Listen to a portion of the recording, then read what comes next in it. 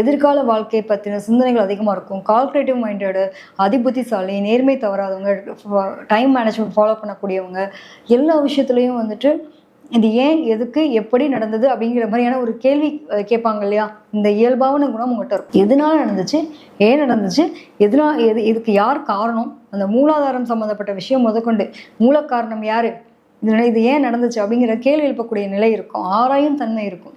ஒரு விஷயத்த இதுதான் இதோட சூட்சமம் அப்படின்றத தெரிஞ்சுக்காம விட மாட்டேங்க. நீங்கள் சொன்னோம் அப்படின்றத நான் அப்படியே ஃபாலோ பண்ணக்கூடிய ஆள் கிடையாது.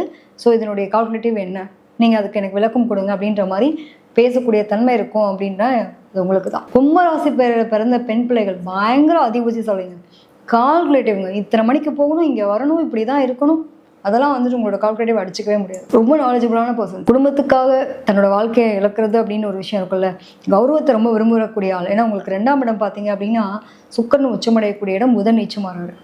அதிபதிசாலி நீங்கள் தான், அட்வைசபிளான ஆளும் நீங்கள் தான். இந்த காமம் அப்படின்ற ஒரு விஷயத்த வந்துட்டு குடிக்கிறது எது பார்த்தீங்க அப்படின்னா சுக்கிரன்.